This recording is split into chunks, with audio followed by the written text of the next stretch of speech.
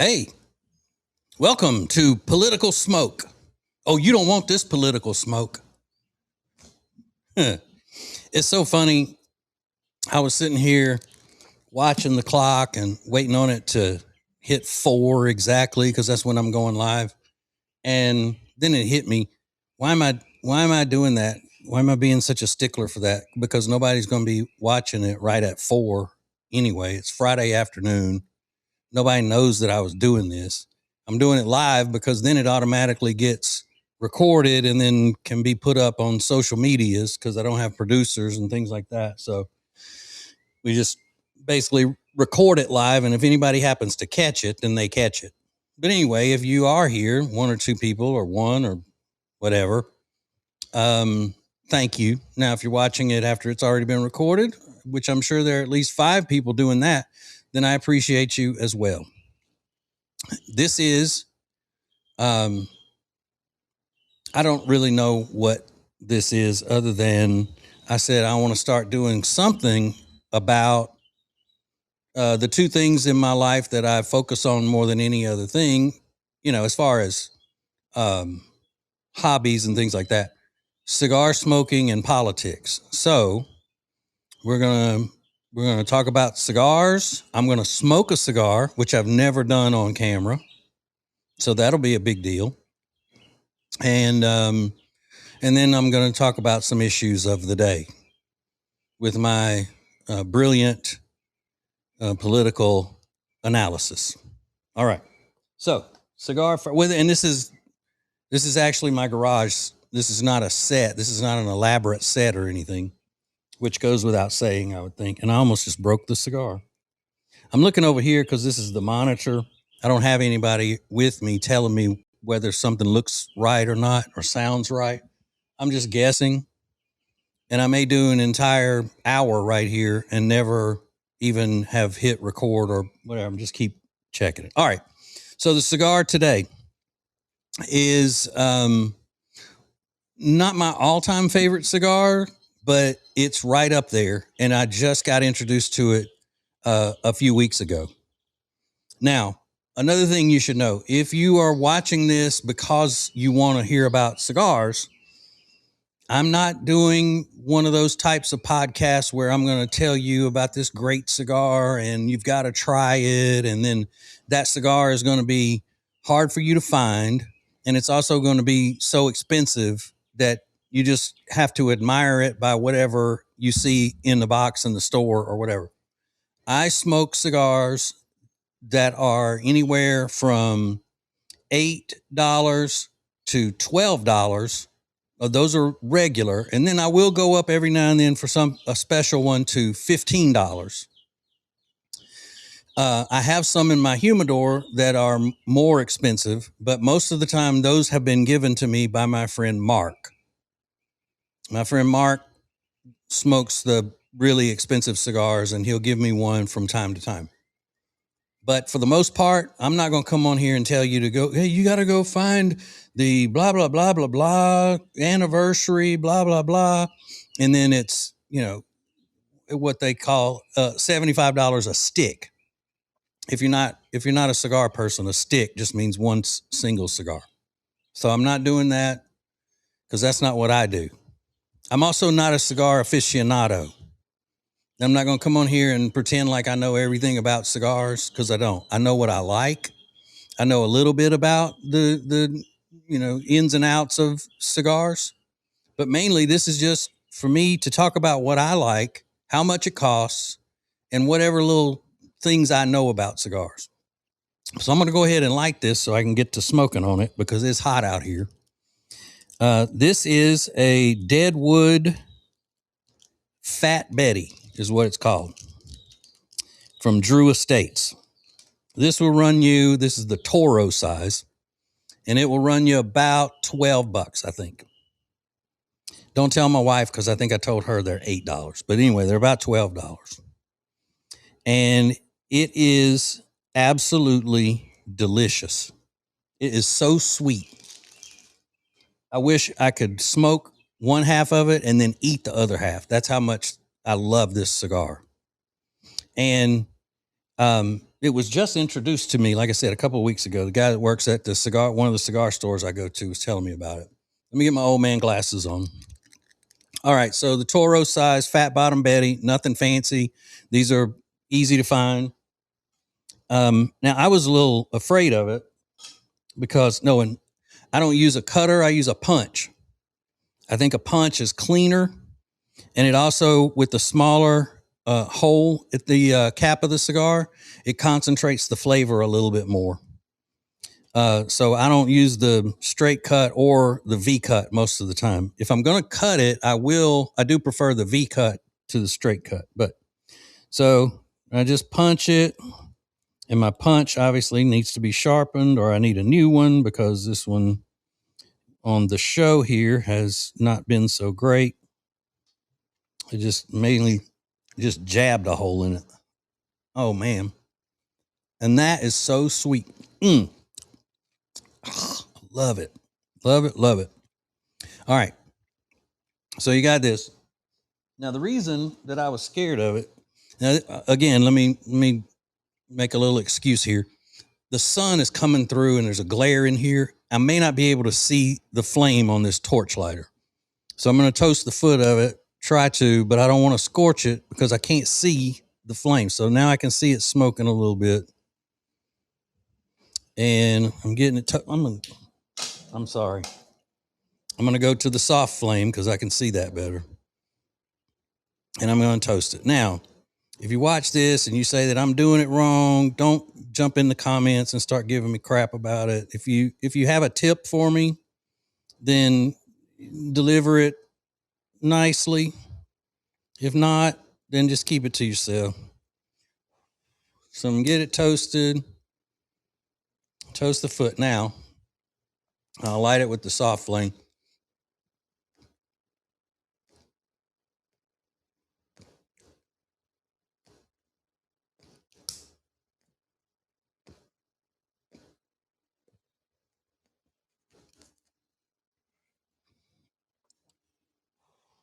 There we go.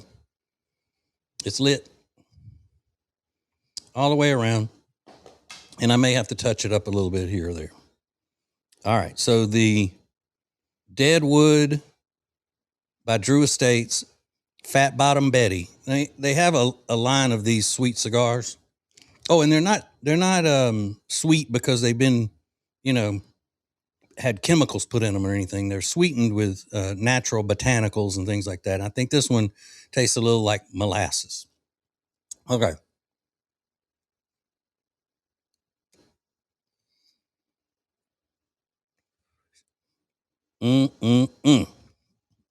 There we go.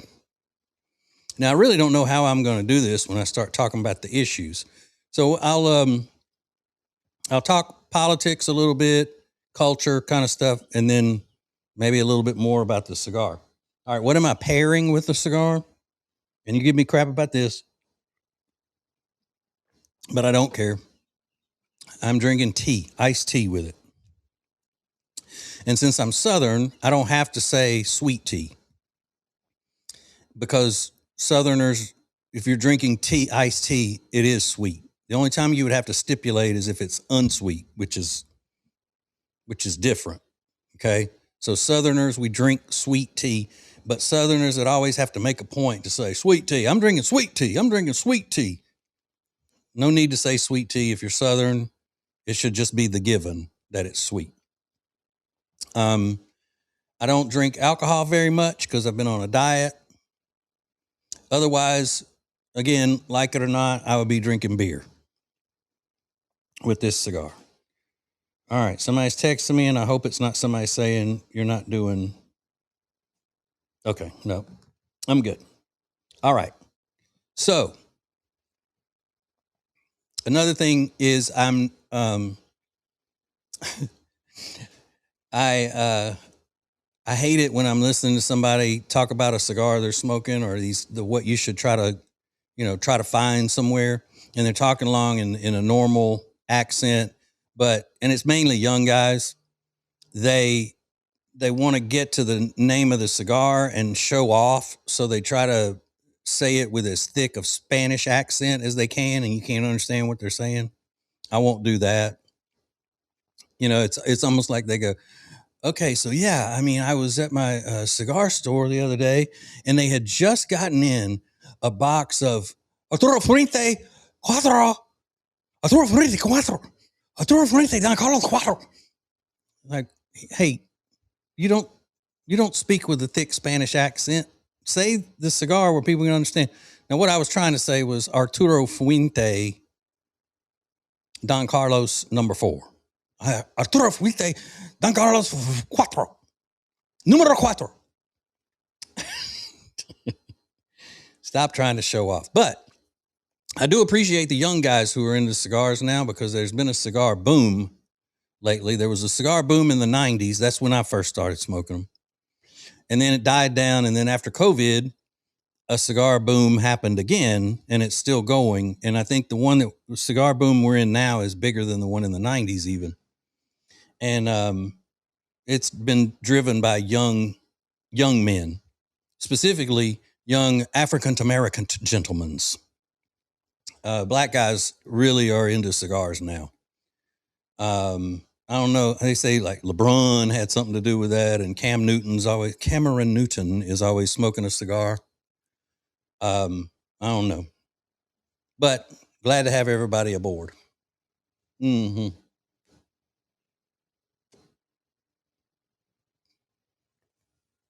Mm. All right. So what am I talking about today? I still have a radio show to do tonight. I always got that. Okay. So, what I've noticed lately is that two of the big things that are threatening our freedom in the United States, two of the biggest right now, are one, the Islamification of America, Islamists taking over our cities, and um, Muslim Brotherhood being inside the United States, and CARE, um, the front group for Hamas, allegedly, and their efforts to change everything in the United States over to Sharia. Now, most people say Sharia law, but I think that's redundant. I think if you say Sharia, that covers it, because they just say Sharia most of the time. But we got that, and then we've got these people who are invading our churches, who are claiming to be people of God, spiritual leaders, who are doing nothing but poisoning the church.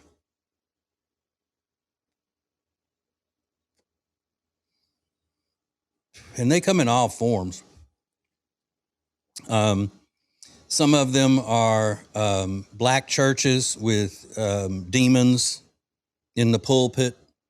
One that I believe is a possessed evil person that gets a lot of attention in that way. Just my personal opinion, and my personal opinion is usually dead on, is a cretin named Jamal Bryant, the Reverend Jamal Bryant. He's at a church in Atlanta, but it's also gay activists, little white guilt wormy gay activists that are preaching the word in our churches. It's all communism when it comes down to it. It's all forms of communism and acts of communism to strip away all of the traditions in America. And one of which is this guy James Tallarico, who is the Democrat nominee for senator in Texas. And he's running against Ken Paxton. I think his first name's Ken. Oh, damn, I got birds flying in here, y'all.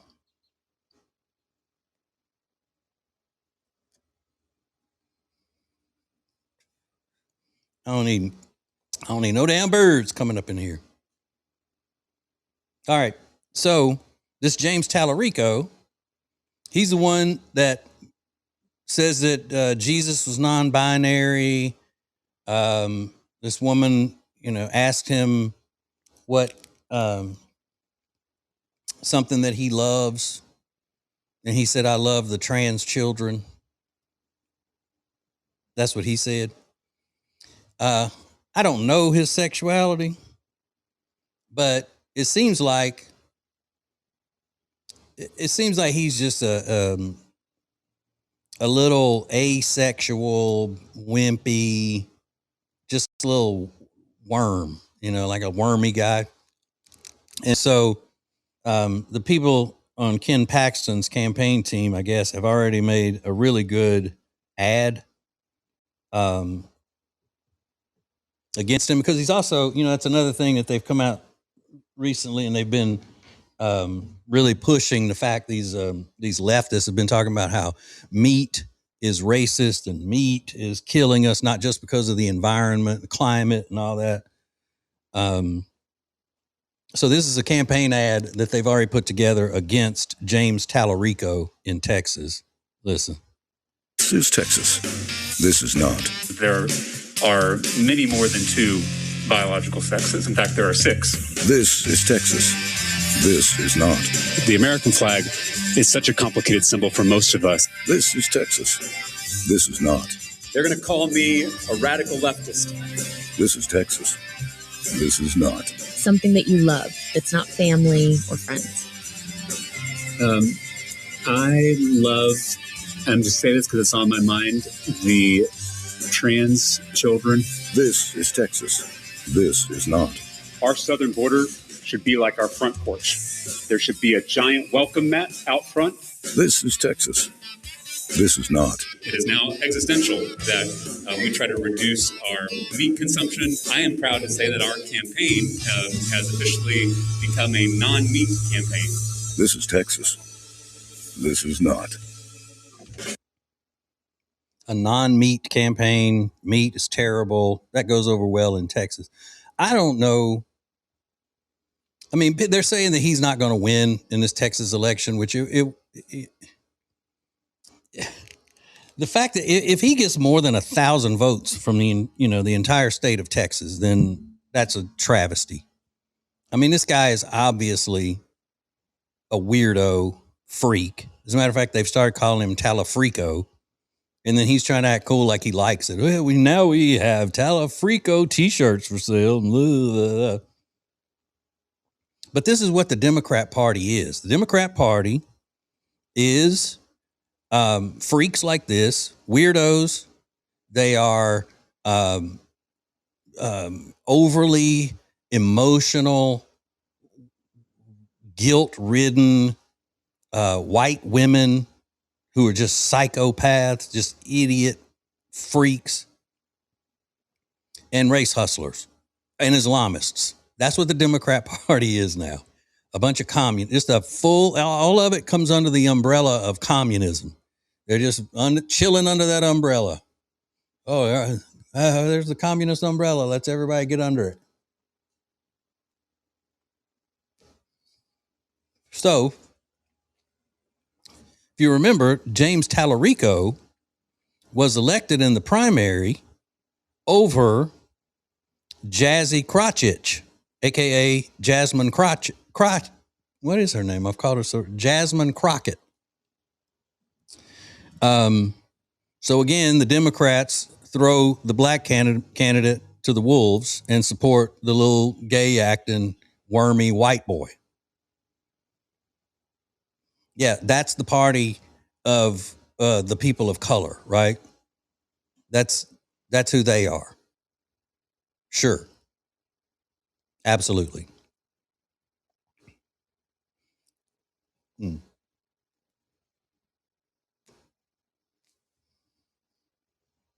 I always wonder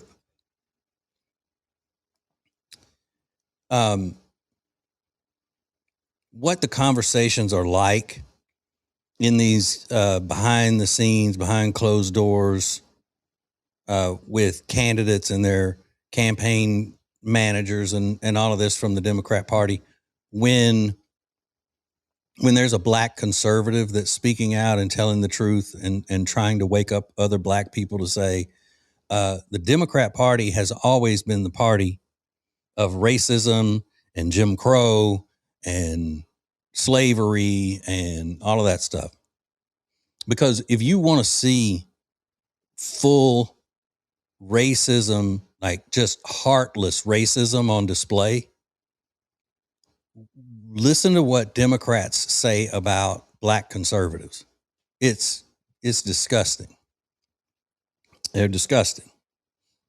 Which anybody who is what I call a professional Democrat, meaning they make a living by being a Democrat, they're disgusting people. They're rotten. I say that all the time on my radio show, and I really believe that. I do.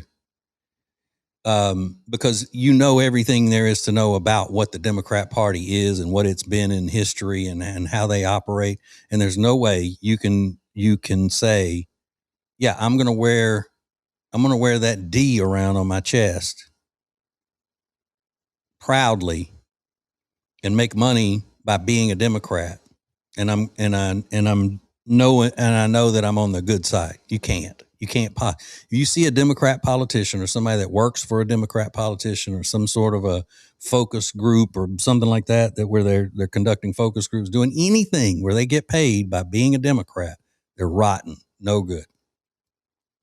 There's no way they can be. Now, I'm not saying that Republicans and Democrats can't be friends. We can, but not if they're professional Democrats. If they're professional Democrats, you stay away from them. Democrat voter, just, they don't really know all the information. They could be well-intentioned and gullible, that sort of thing. You could be friends with them. You could have a cigar with them and just chill out with a fat bottom Betty. I mean, one of the reasons why I said I was afraid of the Fat Bottom Betty and the other line of cigars like this that Drew Estates has is because I was being a snob. There are a lot of cigar snobs, and I don't like a cigar snob. And when you go to a cigar lounge, that's one of the rules, the unwritten rules, is that you're not supposed to judge anybody else on what their cigar is. No, I wasn't judging anybody else.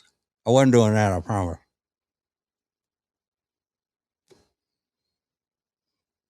The way I was being a snob was the fact that this cigar doesn't have a Spanish sounding name to make it sound, traditional and eloquent, sophisticated. I mean, it's not like, where you could say, the Cohiba. You smoke the Cohiba, Romeo y Julieta. It didn't have one of those kinds of names. Arturo Fuente, Opus X.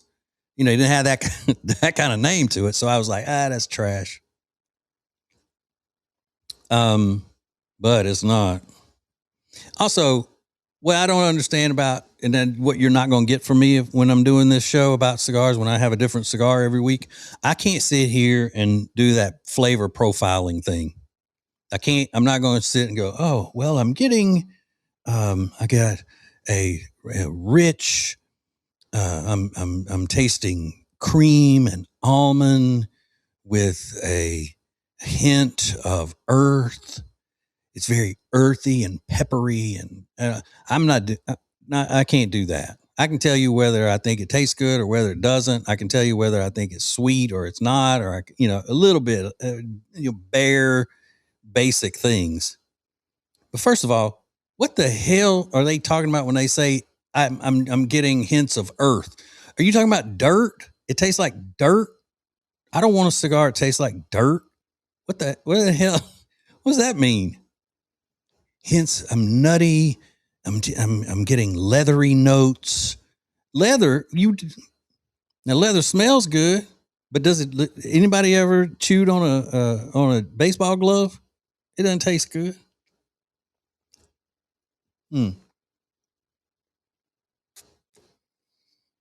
So I don't go by all that. Not to say that they can't taste all that. I'm not saying that, because there are people who, they can. That's the business they're in.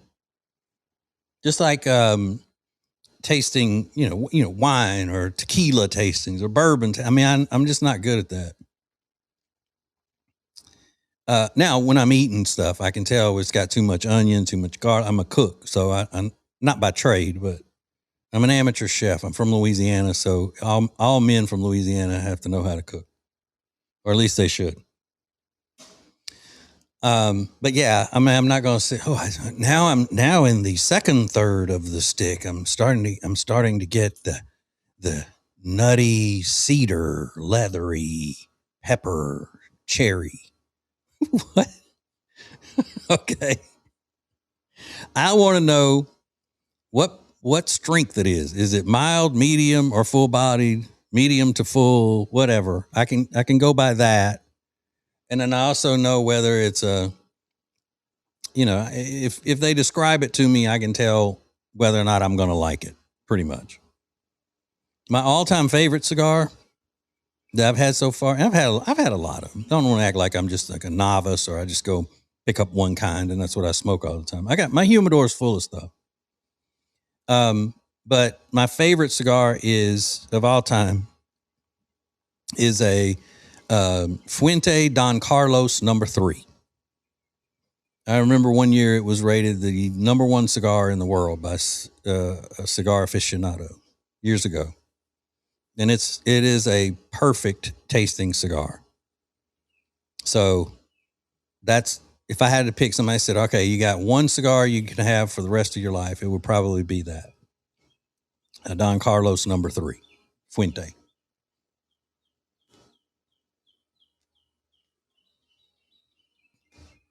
But this one's close. This is close. The Drew Estates Deadwood Fat Bottom Betty Toro. All right. Hang on a second. And another way you can tell if a cigar is good is if you don't have to drink a lot with it. You don't have to keep cleansing the palate or whatever they call that, or keeping your mouth moist. You don't have to do all that. Okay, so back to the main problems in the in the country, and this James Tallarico, he's one. He hides behind or takes the Bible and tries to use it for, preaching the word. He's some sort of a preacher, and then he does all the trans stuff and the, grooming and all that kind of stuff. But there was a story that I found that is hot right now, hot off the presses, as they say. Let me see if I can find it. Hang on. Hold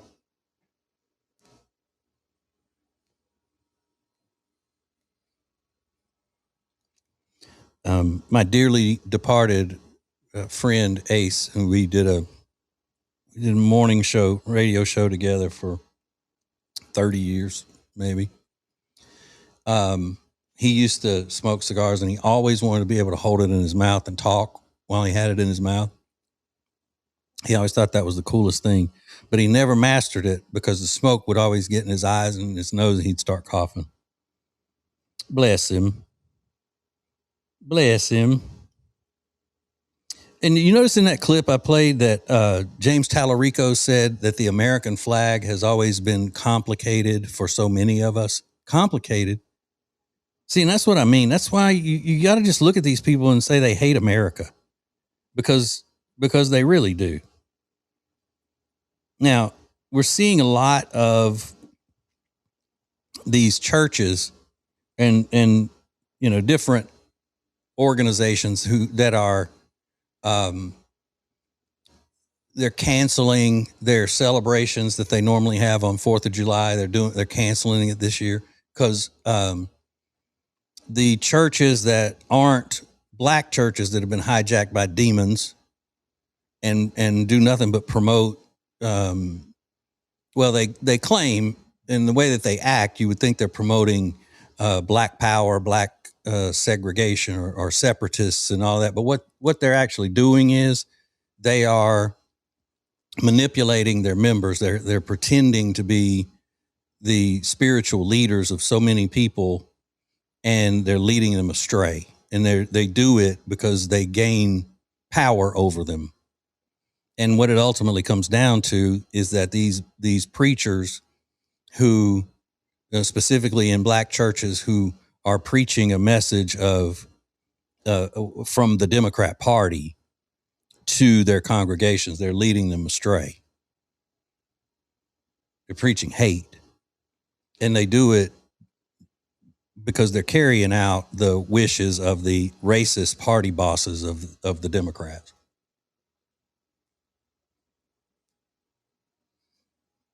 So it's not for, the benefit of black people at all. It's quite the opposite. Now, this is a white liberal woman. Her name's Erin Splain, and she is she's the preacher, the pastor at Unitarian Universalist Church in Nantucket. And she just canceled their 4th of July celebrations. And, this year's the big 4th of July celebration because it is the 250th anniversary. And she did a whole, big letter to the church members and all saying they were canceling it. And it's because of, the redistricting maps and she says that since the Supreme Court has gutted the Voting Rights Act, which they didn't. The Supreme Court just said you can't draw voting districts based on race. Which, duh. So, again, the Democrat Party convincing black voters that that their rights are being taken away from them when they're not. All they're saying is that if you don't elect white Democrats, or if you don't allow white Democrats to pick the black people that you vote for and elect to represent you, then you've lost your rights. I'm telling you, these Democrat politicians are evil. So she also said that she was canceling it because white people are privileged and honoring American history, quote, perpetuates the harm, injustice, and anti-democratic process. All right, so you got a guilty white woman here, and I'm guessing she's a lesbian. So I'm looking at her picture. If she's not a lesbian, then she looks exactly like one, which is fine. I'm just telling you this because I don't know if you can see. I mean, she looked like the dad on a 70s sitcom or something.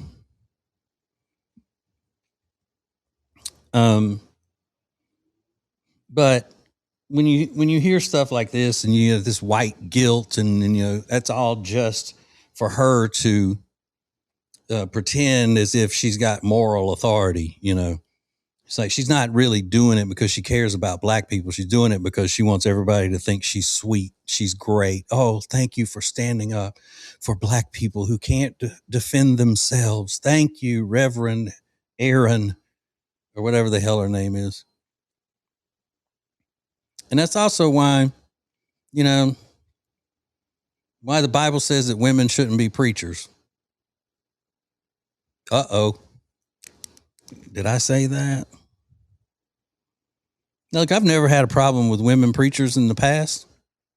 Now, I didn't have them growing up because I was raised Southern Baptist. And then when my wife and I got married, she grew up Methodist. And then I was Southern Baptist. When we got married, we compromised, and I became Methodist. We're not Methodist anymore.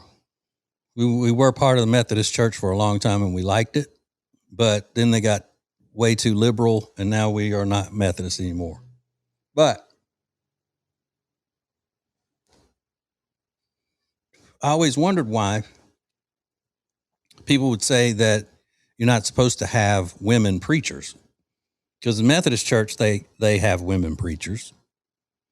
And then I never had a problem with them, It's like, hey, the word of God's the word of God, whatever, But then when I got a little older and I could see how easily women are manipulated because, through their emotions, and how easily women are weaponized by the Democrats. then I associated that with, if a woman and her natural instincts to be maternal, to be giving, caring, kind, all of the things that God made women to be, which is fantastic. I love women. When you have a group of devious wrongdoers like the Democrat Party, communism, Marxism, they tap into that and manipulate women to act out in ways that are harmful to society. And that's where radical feminism came from and all of that. Now, I think in the beginning, the concept of feminism, women's rights is what it was called, was great. Women did need to be treated equally. But it went from just being treated equally to women being radicalized to competing with men. God didn't make women to compete with men. God made women to complement men and to be a team with a man. And look, I'm no preacher, obviously. But I do see the world as, look at the way women have been acting just during Trump's administration this time. I mean, go to social media, go on X and look at these crazy lunatics. And see, this is where I always get in trouble, because you're not supposed to ash your cigar if you don't have to, because the long ash keeps it from burning too hot. But I also don't want it falling on me, which 9 times out of 10, it ends up falling on me. And if it falls on me, I can't jump because I got so many wires and everything around me. Everything will come crashing to the floor. I had to squeeze into this area right here like a race car driver getting in the car, and when they can't even have the steering wheel in, once they get in, they attach the steering wheel. That's what I feel like right now. I got this microphone attached to a ladder. I got the control board on the ladder. I got my computer here and everything's plugged in. It's not safe. OSHA would shut me down so fast. Mm-hmm.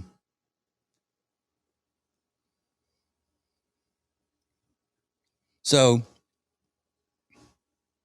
one of the tricks of Marxism is to convince people that America is bad. America's rotten, and patriotism is awful to a Marxist. And then where do you start? If you want to convince the United States of America, the people of America, who are the most free, most prosperous peoples in the history of the world, if you want to convince them that they live in a terrible country, what do? You go for the ones that are more easily manipulated first, and that would be the women.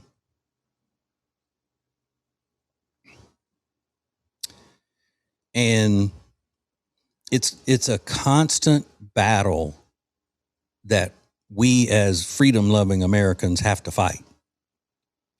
Common sense Americans who love this country. It has gotten. I mean, we're at a we're on the brink here. When you look around our big cities and you see all these radical Islamists demanding special rights and demanding to take over streets for their prayers and demanding that that people not walk their dogs in the park anymore because they're offended by dogs. And I mean, it comes down to foreigners coming into the United States and telling us how things are going to be from now on. And that's what's going on. And far too many Americans, these weak-minded, overly emotional liberals, leftists, are helping them. It's so stupid. Because people say, well, what do you think's going to happen? And let's say you got that Zoe Mondami, the little chubby, effeminate pig that's the mayor of New York. And he's out constantly, pretending like he's all about, the LGBTQ rights and all of that kind of stuff. He's an Islamist. He's lying.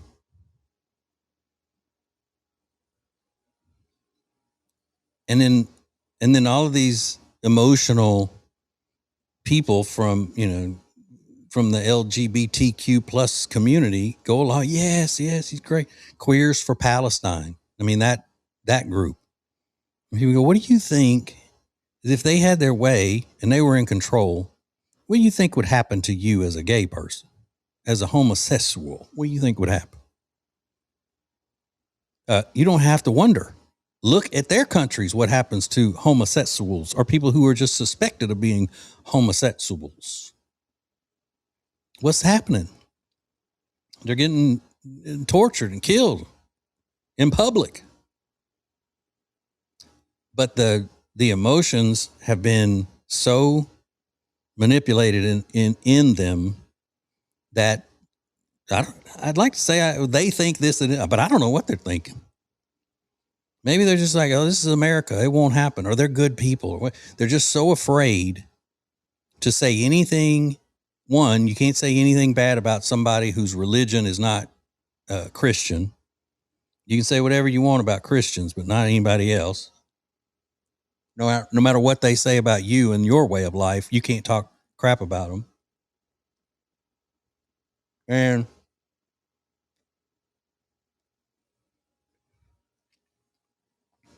they're just stupid, I guess.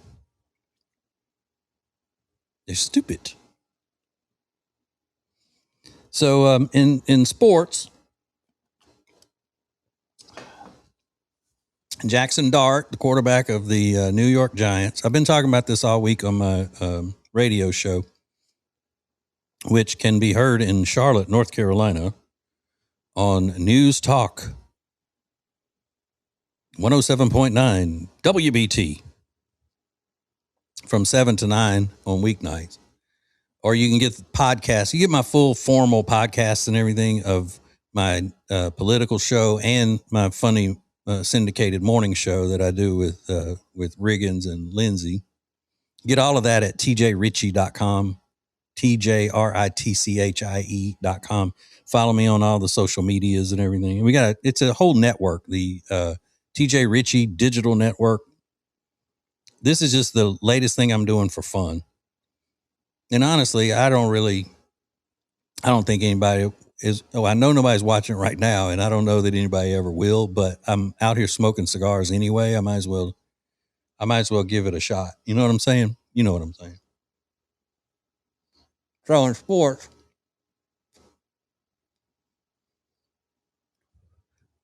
Jackson Dart, he's the one with the hot mom, right? They talk about how hot his mom is. Yeah. But anyway, he introduced President Trump at an event this week. And the crap hit the fan because he's white. He's white. And some guy named Abdul something or another took to the social medias, blasting him about it. And then all of a sudden it's a big topic in sports. And sports media people are more liberal than regular media people. They're just, they're either former athletes who have been brainwashed to think that conservatives, and especially Trump, are all racist.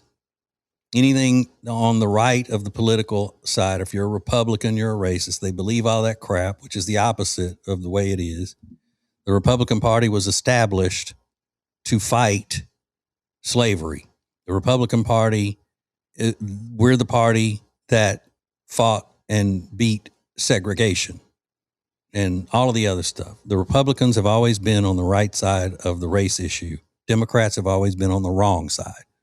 But the Democrats have done a better job of messaging and lying and convincing people otherwise.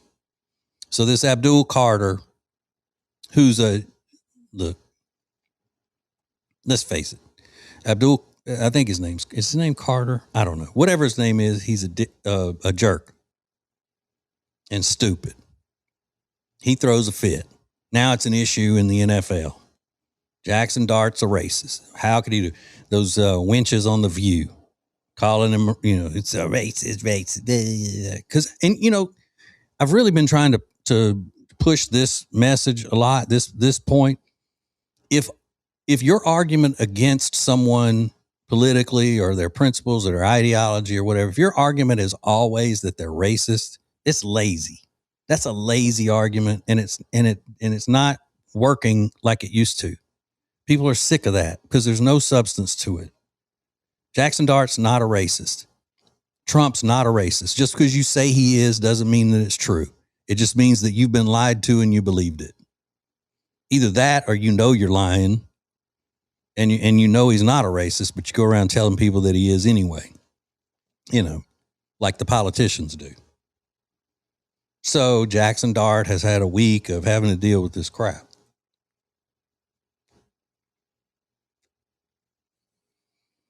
And the little ESPN sports talk people and all that.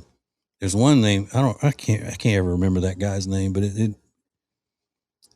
his last name is almost like libtard. He was throwing a fit about it. He's a, little effeminate acting guy, overly emotional. He's a lib. And then Jackson Dart had to have a meeting with the team, and emotions ran high, and they got past this. Past what? The fact that he had an opportunity to introduce the president. Hey, ladies and gentlemen, the president of the United States of America. And then Trump walks out, shakes his hand, starts speaking. That's a whole issue just because you're so stupid and so many people are so stupid to believe that Trump's a racist. Now he's got to go explain himself and deal with all this crap. It's so backwards. It's insane. They should have had a team meeting, and he should have stood up and said, hey, I not only introduced the president of the United States when he came here to speak, I was honored to do that because he's the president, and I also support him. And I believe in the things that he's doing. He is my candidate. I voted for him, and I think he's doing a great job. And if you don't like it, I don't give a damn. And he could have even said to this Abdul fella, all right, why don't we just do this? Why don't we go into the ownership and just tell them one of us will agree to go? Which one do you want to leave? You want me to leave or you want Abdul to leave? And which one are they going to pick? Since I'm the fresh, new, really talented quarterback, or this guy who's always causing trouble because he's a hothead and overly emotional and stupid. But no, he had to do the whole song and dance. And then they said somebody got heated. Some guy named Thibodeau or something. I think he played at Oregon. I think. And they just said it was heated, but I don't know what he was saying. If he was yelling at Jackson Dart, calling him a race, I don't know.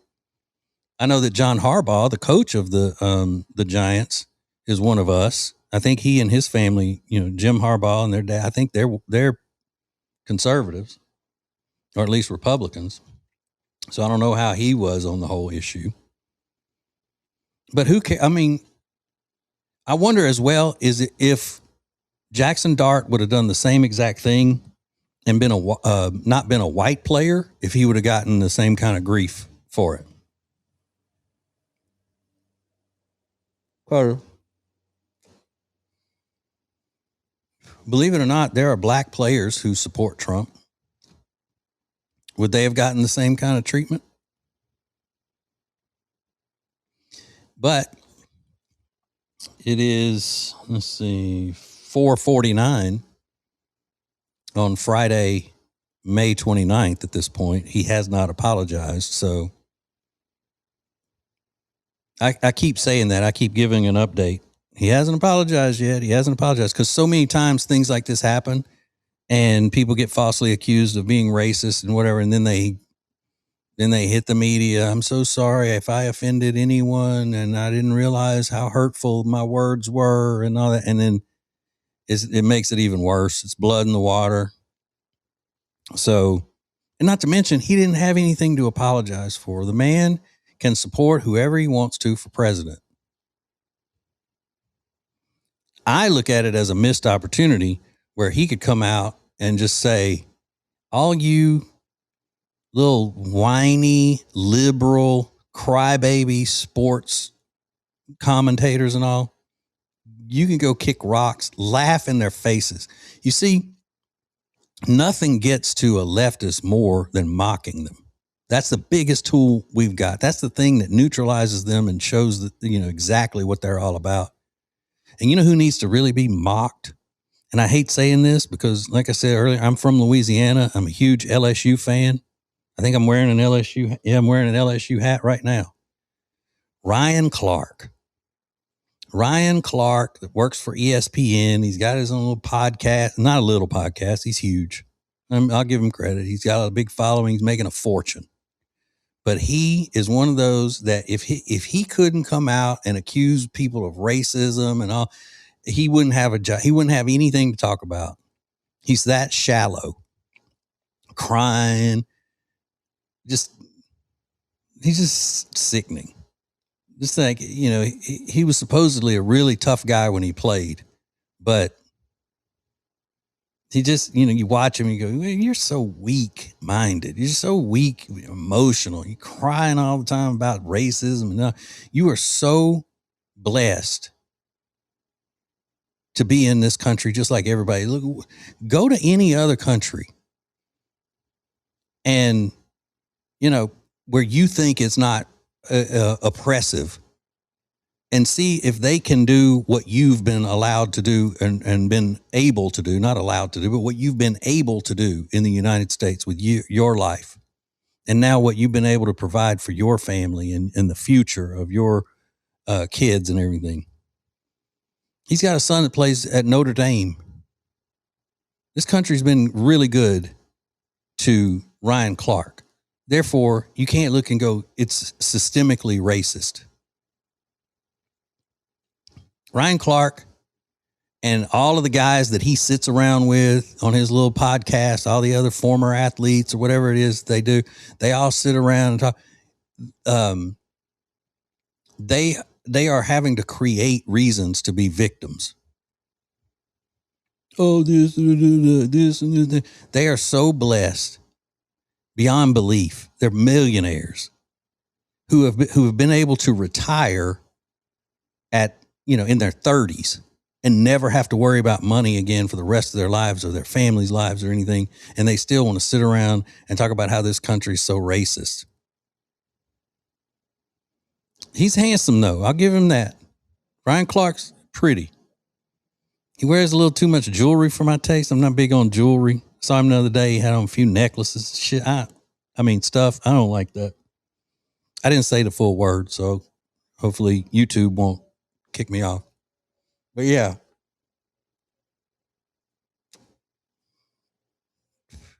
He's just a brat. He's just an annoying brat. And I hate that. But it's so infuriating. Because you know good and well, if any of these people complaining about Jackson Dart being a Trump supporter, if any of them got the opportunity to introduce Biden or Obama or be a part of that, anything doing with them, they'd have done it. But yeah, the sports media is just, ugh. I really don't know how people listen to it or watch it. I don't. All right. Well, I am going to turn the camera off and finish this cigar. I probably would have stopped talking a long time ago if the cigar had been a Robusto size or something. But who cares? I mean, nobody's watching anyway. I might as well just be talking. Just, just hanging out. It's the fellas hanging out with a stick,